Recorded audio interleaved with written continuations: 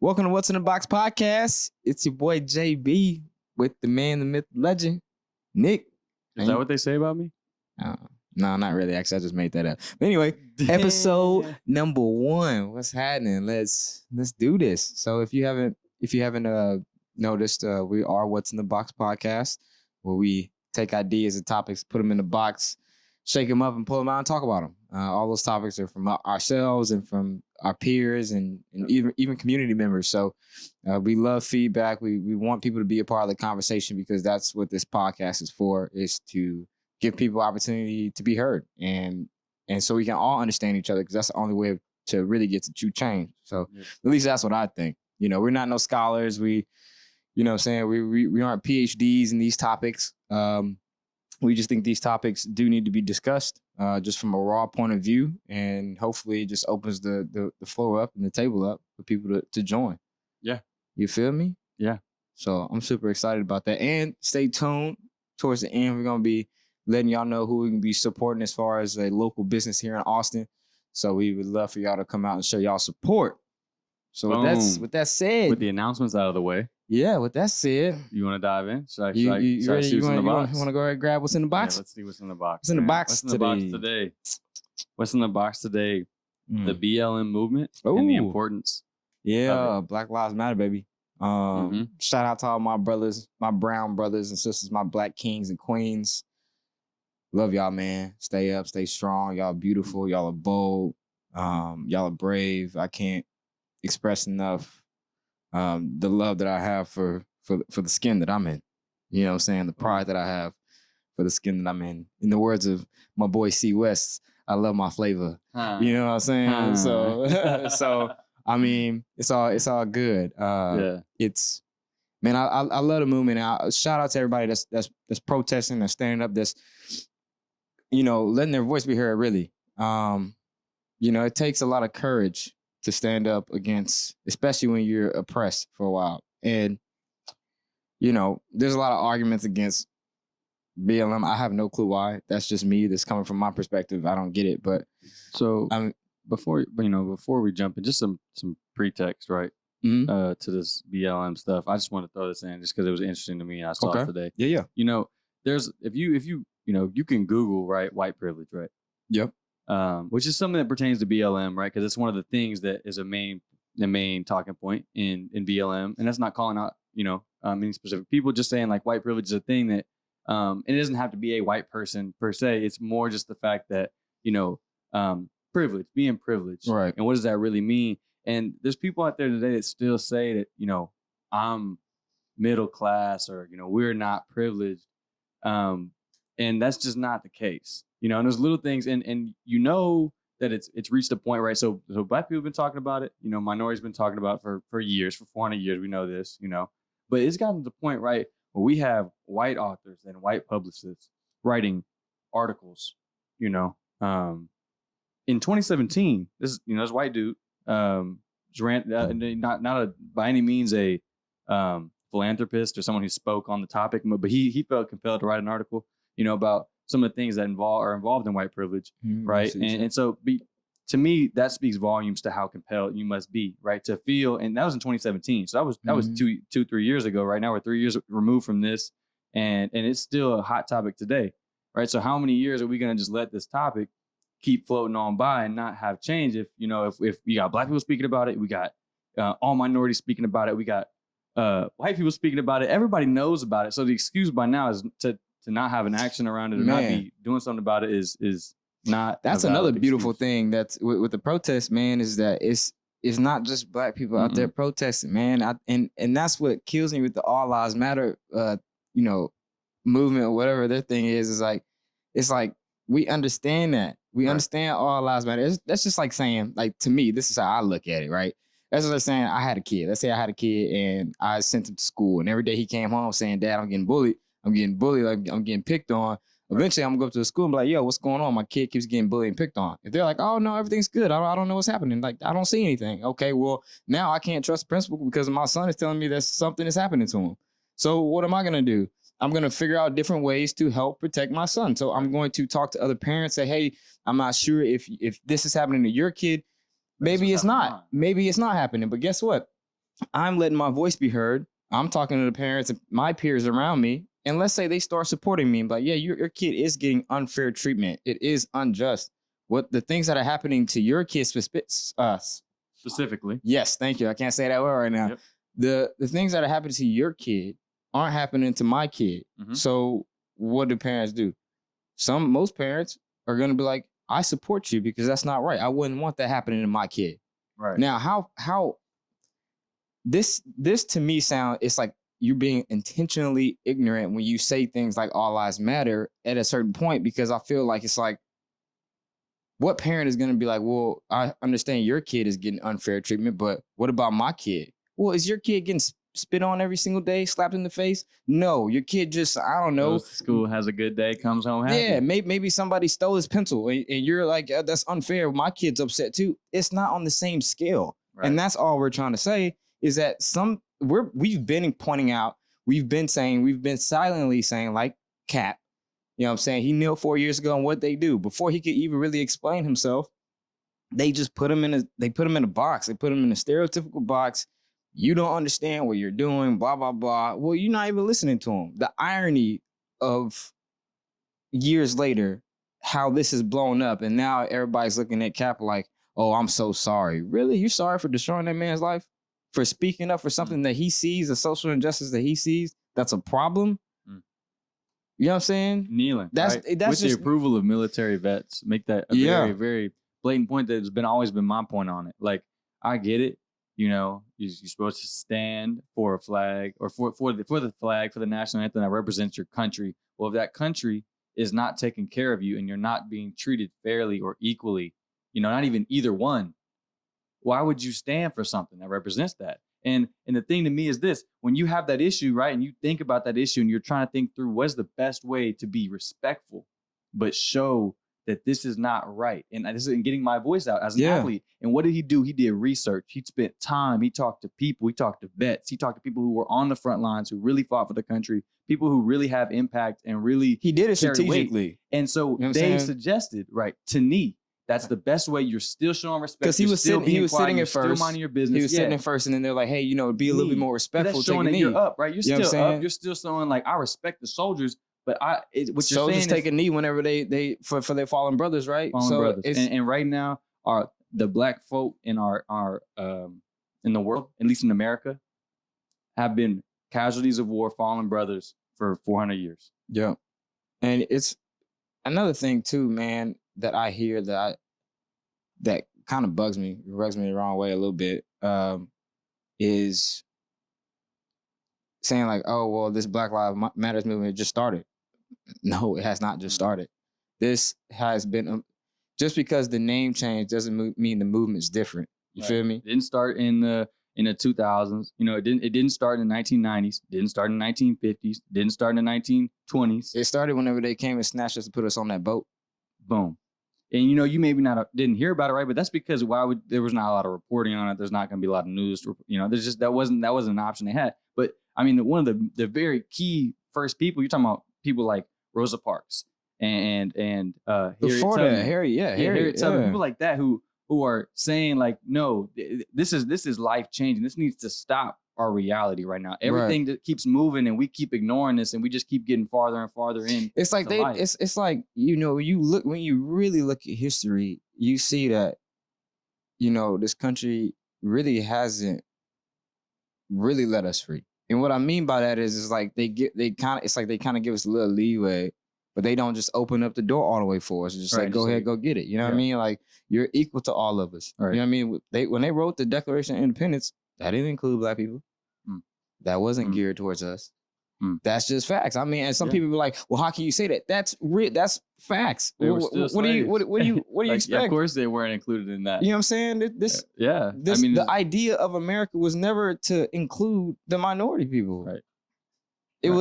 We were included to help build and help. You know what I'm saying? And look, let me go beyond that, because some slaves weren't just some slaves are very smart, so they were like bookkeepers and stuff like that, or they would help in certain different areas, so they wouldn't just be out in the field in the scorching heat. You know what I'm saying? They would be actually, some had really nice jobs actually, but it doesn't come down to the job. Like, that's why I hear some people say, like, well, you have a nice job, you should be fine now. Well, I still have to deal with a history of pretty much, I don't necessarily feel inferior, right? Right. But certain people do feel like, well, since I'm white, I am better than you. I am superior than you. And I still see that every day. Absolutely. Every day. Absolutely. You know what I mean? And it's like, every day. It's like, look, man, I ain't got no problem with you. I don't want you to look at my skin color and get scared because my pigmentation is a little different than you. Right. I'm the same person as you. I just come from a different background. I'm still a human just like you are. I still have a right to live just like you do.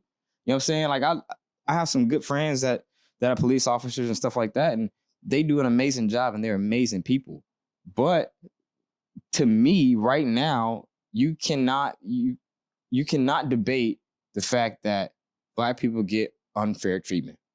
It should not. It's not a debate. It's a fact. It's a fact. Like, there's no way. There's numerous. There's no way that you and I have the same job. You know what I'm saying? We can walk out the same door, wearing the same kind of clothing, everything, driving the same car.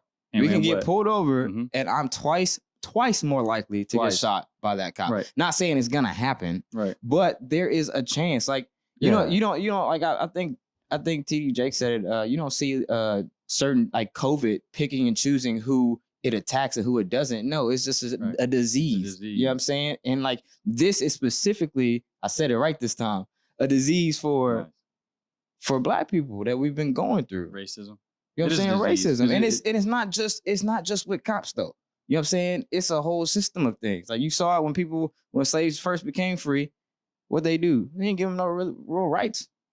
Oh yeah, you can vote, but you can't. You got to pass a literacy test, even though, you know what I'm saying, during slavery, reading and writing was illegal. You know what I'm saying? Oh, you got to pay a poll tax, even though I know you just became free, but you still got to pay us. Like, how are you helping us if you see what I'm saying? It's like little things like that.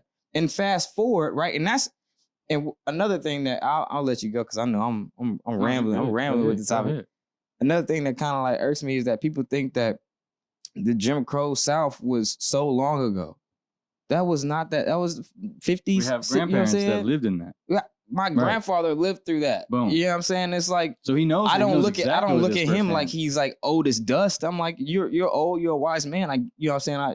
I see that. Right. But it's not like he's from 500 years ago or something like that. This is relatively still new for us. We're still trying to navigate a lot of different areas and break down a lot of different barriers. And for you to sit there and say, well, you should be fine, or all lives matter, we get that, but not all lives have to be on a boat, you know what I'm saying, in the ship, you know what I'm saying, just chained up, shackled up. Not all lives are like that. Right. Not all lives are out, you know what I'm saying, getting thrown in a sandbox or a hot box because you, I don't know, didn't pick enough cotton that day. Not all lives are going through that pressure and that pain and that oppression. So for you to sit there and say all lives matter, we get that, but not all lives are necessarily, you know what I'm saying, viewed the same by some people. Well, the argument comes up then after that, right, is that, you know, slavery was however many years ago, right? We've heard this 1,000 times. You shouldn't, I mean, it's not even that. A lot of younger, more progressive people, which is generally the population we've had. I know a lot of our generation's a little bit more thought out. I feel like they think about a wide range of things. We've just been exposed to so much because of the internet, right? It gives you a lot more culture than maybe you would have if you grew up in a house and you didn't have all these connections, right? So, but yeah, the thing about the slavery is it is still a thing, right? I mean, and not in the sense of traditional chains, and working and picking cotton and stuff like that, but it's just adapted. It's just changed with the times, right? So like you were saying earlier, right? First we go from you guys can't vote, Black people can't vote. Then we hit, you can vote, but you can't really vote because you can't pay the poll tax, you can't pass a literacy test because it's illegal. It was illegal to teach slaves how to read and write. so right, they can't do that. You overcome that, right? We get past that. We get to where enough people are now literate and have enough money to do it. And it just changes form. It just continues to change form and become, okay, now maybe we got a lot more people voting. Well, let's tighten up. Let's have a war on drugs, right? And this is one of those things, and this is going to be a little bit of a controversial topic, but we have a war on drugs, right? Drugs are bad. Everyone can agree. I mean, not like, a lot of people are doing drugs, and that's just a fact. You know, a lot of people are doing them. Depending on what you're doing, you know, it changes, you know, the way you may look at it or not look at it. But the fact is, a lot of people are addicted to something. Yeah. Right. It doesn't have to be drugs to be addicted to something. You know what I'm saying? Exactly. So if you are addicted to something, right? What makes your addiction different from someone else's addiction? Right. It's an addiction. That's just point blank period. You know what I'm saying? Some person might be addicted to drinking, while the other person might be addicted to, I don't know. So why am I locking you up? You know, and this is just stereotypical, but why am I locking you up? Because you smoke marijuana, but I'm drinking 12 packs every night, you know, to drown out my, or not even to do that, but I'm just drinking 12 packs every night, and this could be anything, but I'm just doing this every night. Why is that different? You may be coping with life because you had a long day, and maybe that's what helps you unwind. Why is that different from me having a beer or having a drink? You know, drinking, it doesn't, anything. You know, there's so many different ways to cope. So why all of a sudden is it a problem that you are doing this to ease your mind? If you're not really harming them, if you're minding your business, you're in your house, it's you're bigger with your than people. That. You saw what Elon Musk said? He said, why are people still in jail if we legalize marijuana? It's an essential business. It's an essential business right nowadays. It's open, and people are still you in jail for selling weed. Like, still, how is right that now? even? I don't. And, you know, people go, well, it was illegal at the time, so you shouldn't have done it. It shouldn't even be illegal drinking anyway. Alcohol was illegal. Drinking alcohol, everything has been illegal until the next generation comes in and says, this is not right. Let's break these chains. Because who are we at the end of the day to tell somebody else how they're supposed to live their life? You haven't lived through those experiences, right? So, and this is just going back to the BLM, since that was kind of the topic we discussed. Who are you? Who am I to tell somebody how they're supposed to feel after being oppressed for 400 years? Right. And like, again, I want to say this again. Like, it's not necessarily the injustice is not necessarily, oh, it's you're black and I'm white. Right. It's the injustice is that things are not fair. Like I remember my grandfather was telling me back in the day, you know what I'm saying, when he was growing up, certain people, when it came to cars, they would price things differently at certain stores, right? So it's like the quiet mufflers for a car, for example, were priced really high. And so obviously, being a black man at that time, I mean, you didn't have a lot of money like that. So right. You had to go with the cheaper version. In the cheaper version, they were loud pipes. They were loud mufflers. Okay. So he said that there was a law put in place back in the day to where if you had loud mufflers, they could pull you over. Now, why do you think they put that in place? Because loud mufflers are annoying? No, if it's legal to sell, but then you put it in a law that you can't have it. Why are you doing that? Oh, because you understand that only a certain group of people are buying this. So now I have a legal reason to pull you over. See, that's what's scary, is that nowadays somebody can legally kill me. Reason. Yeah, they can legally kill me, and it's okay. And see, that's a perfect segue into the next thing that I think is a really, really hot topic that we need to talk about, and that is just the police in general. You know what I'm saying? And that how that pertains. I just feel like a lot of people don't have a lot of education around what the police are, where they came from, I think, you know, people don't know that the police was a force to keep the dangerous class of minorities and people who had no money after slavery out of the communities of the rich people. Like that's how the whole police force started. The first police force was night watch to keep people who weren't supposed to be in certain areas and communities out of those communities. You weren't allowed to go in them at night. You weren't allowed to go in them in the day. And that became a thing. And it went farther and farther. And right, and as more people, they became more popular. Right, then it became a political machine. Back, you know, whenever actually, right around the time, ironically, that black people started getting rights. Then all of a sudden, it became a political machine, and it was using intimidation and oppression and trying to keep people off the polls. And it's literally written. It's written. It's online. It's not online in like one of those opinion articles. It's a fact-based argument. This is exactly, you can go look and trace how it started. So why are we expecting, like this is, and I don't have a plan for fixing the police force. I haven't figured out how I feel about where the next step is. And but what I do know is that we got to figure something out, because how are we going to expect, we have to make a change. It has to be a change, because how are we going to expect equality and justice and truth from a section of people, or it's not even a section of people. I have nothing against police officers at all. In fact, there's a lot of really awesome police officers out there, and I absolutely, we really appreciate it. Shout out to every single one of y'all. If you get offended by something I'm saying, it's probably because you know that it may apply. And I don't mean that to ruffle feathers or to be me, and you can disagree or agree all you want. All I'm saying is, if it started in hate and oppression, who is supposed to make it go from hate and oppression to now all of a sudden it's a political force for good, and it's only, like why, to be honest, just think about this, just stop for a little bit and think, right? Why do we have police officers with guns? And I don't mean, I understand citizen having guns. You have a gun, right, to protect your property on your home. That's your thing, by all means, protect yourself. Everybody should have a gun, I feel like, and especially nowadays. Right. But you need one now. Yeah. Because what's crazy is a lot of, Black people get stereotyped for carrying guns and being dangerous, right? You know why Black people start carrying guns? Because if you're constantly getting shot and bullied and beat up by police, you want to protect yourself and say, look, stop messing with me. I'm not doing anything. Leave me alone. Keep yourself safe. I'm so glad you said that, because another argument that would come up right after somebody would say that, and I've heard it before, is, well, Black people kill Black people, and that's another thing that kill white people.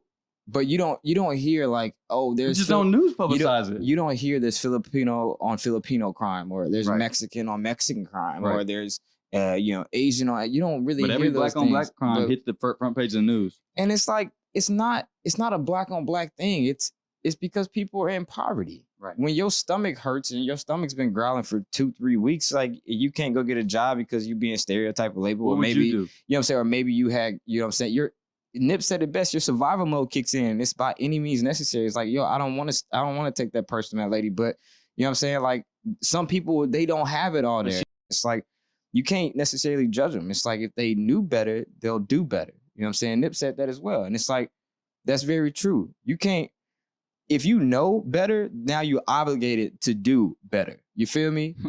But if you don't know any better, if you don't know, that person's making this money for her family doing that, some people don't think that way. They think they see, they go get, because they don't have. And that's not their problem. We got to help people like that. And if we ain't helping people like that, then what we doing? Right. So, you want to say, oh, well, y'all are killing each other. And why do you think that is? Why do you think that is? So what happens? This is going to be a semi-extreme example. This is like, if you throw 2 hungry dogs in a cage, what happens? They eat each other, right? Mm-hmm. So if you throw people in a community where you don't fund it, and there is nothing but drugs, there is nothing but violence, there is nothing there. You're not giving them nothing to work with. If you don't give people things to work with, why are we not giving that? My thing support? Is, just equal support. If you're putting all that stuff there, right? You know what I'm saying? Or, you know what I'm saying? You see that going on for cops. It's like, what's your reason to drive around in a suburban neighborhood where everything's all nice and pretty? There's really probably not a reason unless you get caught out there. Right. But you have a reason to go out to the hood, find out whatever you want to find, because it's all there. It's all in those poverty-filled areas. And it's like, you don't see people giving back to them areas, man. Right. And that's why it's like, this podcast is a perfect opportunity to help bring awareness to people that need help the most. Right. You know what I'm saying? Because everybody needs a little help to becoming a self-sustaining person. Yeah. And if you're telling me right now, if you're watching this podcast and you've never needed help in your life, then I need that blueprint. I need to know what's going on, because trust me, I've needed help to get to where I'm at right now. Like, it's not only by the grace of God, but it's by the people that He's allowed to bring in my life. You know what I'm saying? That I could feed off of. I have so many smart friends, you know what I'm saying, that I could run to, I could just talk to, and just, you know what I'm saying? I never want to be the smartest person. I know people say that, but that's a real thing. Like, fact, bro. I want to be able to get the answer like that. I don't, you know what I'm saying? Like, I want to be able to go call somebody, like, hey, I need this. And it's like, oh, boom. It's like, all right, cool. Well, that's why you my friend, because you smart. You know what I'm saying? Right. More than that, obviously. But that's a good example, though. But still, though, man, it's like, I don't know. I mean, look, we can do this all day and find segregation all over the place. We could find it in schools if you wanted to. Why do we, I saw I don't mean I saw a tweet the other day that cracked me up, man. I saw somebody said, man, why do black people get mad about their, race not being talked about or not being taught in schools, in most public schools? We give them a whole month. They have a whole Black History Month. Okay, well, guess what? Year round is White History Year. Okay, so why are we learning? Why do we have a 90%? Or no, if we're doing 1 month out of 12, we're talking about like 8.5%. Yeah. Why you got 8.8% of the year? You will talk about a culture and a race of a person of people that we are supposed to be all equal. And you're talking about we only talk about them 8% of the year, but we'll talk about all the battles we won and the laws we passed, however corrupt or however wrong they may be historically. We're going to learn about the white culture, because it's almost like we're supposed to follow that. And obviously, I think there's a lot of really forward thinking people today. And I don't think that's the majority, at least in our age group. In the younger America, I think a lot of people can see segregation and know what segregation is and want to speak out against it. And that's why it's so important. And just to take it back, it's so important to go vote, go speak out, go do something, go start. If you see a need, go fill the need. It's funny you say that. Going back to your tweet about the public schools, because it just had me thinking, like, you know what I'm saying? What was Brown versus Board of Education in? Right. You know what I'm saying? Why did the president of the United States on multiple occasions have to send, you know what I'm saying, National Guard down to walk Black students to school? You gotta walk kids into class because people won't let them in the school. So that whole argument of, we give you public, that's what I'm saying. It's like that, to me, that's what white privilege is, right? It's like it's people. It's not white people. It's a way of thinking. It's like, well, I did this for you, so you should be fine. It's like, you're not doing any, like, oh, you're letting us go to school now? Okay, great. Well, what about all the other things that need to be fixed? Like, you're just doing one thing at a time. It's like, again, it's like that metaphorical, you're kind of slowly cracking the door open. No, just fling that thing open. You know what I'm saying? It's like, fling it open, let us go. Just let it go. You know what I'm saying? Let us be on equal playing field. Let us all be great. Yeah, let's all be great. It'll help each other. The thing I think that a lot of white people are scared of is that the Black community is going to harbor. I really think this is the heart of the reason of the people that are scared, right? Of someone who has and this is, they'll tell you they're not scared though. Right. They won't tell you they're scared, right? They'll tell you that, that's just their belief and they won't back it up with any real claims, but they'll just say that's the way it is and that's how they feel about it. And that's fine. But, people who are, they're scared, I think, because it's cowardice that they're worried that, we have oppressed Black people. It's too late in the game to say we haven't, right? It's too late in the game to not deny facts. Hold on. Go ahead. But what the thing is right, they don't want, I think now, whenever they don't want it to be on an equal playing field because they're scared of the repercussions. Right now that we're only 14% of the population. Right. So and how much of the culture does the Black community make up? Right. So we start two different peoples, right? And I'm gonna do this on camera so y'all can see it. But we start one group of people way up here, right? And we start another group of people right here. And slowly but surely over time, things start to level out till you get to the point where, Black people and white people are just, there are obviously tons of things wrong, but in terms of ability to at least kind of make something of yourself and have a successful story and speak out and have your voice heard, it's at a playing field, right? So like, what do you? Nowadays, you know what I'm saying? Like, you can put music out, you can put your word out. We can put this podcast out because back in the 50s, if me and you would have done it, we both probably would have been killed. Right, easy. Right. You know what I'm saying? So that's 70 years ago. That, so, but they're scared, and the thing that I really urge people that feel that way to understand is, Black people are not by nature oppressive or hard or harsh or unfair. They're not, like, if you look into the heart of most, and this is just speaking from knowing a lot of Black people, the heart of most Black people is family, is love, is support. So you think that once you give equality, yes, there are going to be some people that are mad. But that doesn't mean that you're going to be treated unfair. That doesn't mean they're going to come now kill you because you killed them for 400 years. Doesn't mean they're going to come enslave you. That's not how it is. People just want equality so they can live their life. They're not necessarily worried about what you're going to do. Nobody's going to come. Oh, why would they take the independence that they've worked so hard to get and the freedom they're so hard to get and throw it in the trash and say, yeah, we worked 400 years for this. Now we're going to go kill white people. Now we're going to go segregate white people because they did it to us. Should have been done that. The message is equality. So you shouldn't be scared of equality. you shouldn't be fighting against equality because it's only going to challenge everybody to be better. It's only going to help everybody bring everybody closer as a human race, not even as a Black community, a white community. I mean, it's we already have so many crosses in the community. Like, there's already so many Black people that hang out with white people and mixed people and and all kinds of races. Hispanic and Asian. Everybody hangs out with each other. It's only one race. It's a human race. Exactly. And that's all everybody's trying to achieve here is to be equals, to be, have equality, to be treated like a human being. Yeah, that's it. I mean, I don't know, man. Like, I guess one thing I will say, and this, to my friends, listen, I mean, if you can't understand what's going on or why if you think this movement is dumb to you, or you just can't understand why we're protesting or the things that are being said, hey man, just do me a favor, go ahead, click that unfollow button. Trust me, ain't no love lost. I'm telling you, I much love. I have so much love for everybody, but the show must continue, and the show will continue without you. So I mean, that's just how it is. I mean, I'm too, at this point, like, I'm too tired because people say, I'm looking at that. I'm like, man, like, these unarmed Black people who are just living their lives, doing nothing. Just, you could be out just jogging. That could have been me. Like, does it make it real for you if it's me? Thanks for tuning in to What's in the Box podcast, man. We really appreciate y'all, listening. If y'all got thoughts, man, please hit the comment section.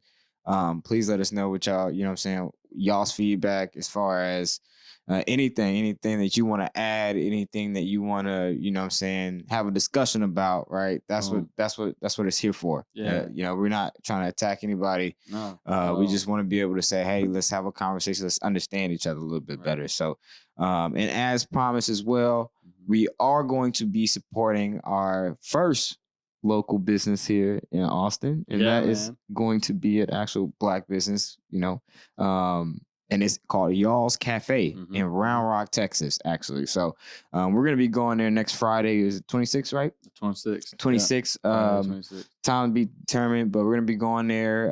We're going to be just hanging out with some people, hanging out with some friends. So anybody want to come, show up, come get some good Southern home cooking. You know what I mean? Yeah. We're also going to be putting a little bit of money as far as donation to them as well. Yep.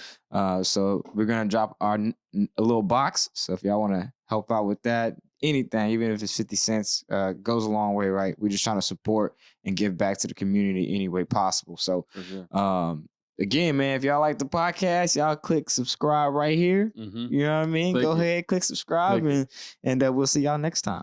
Boom. All right.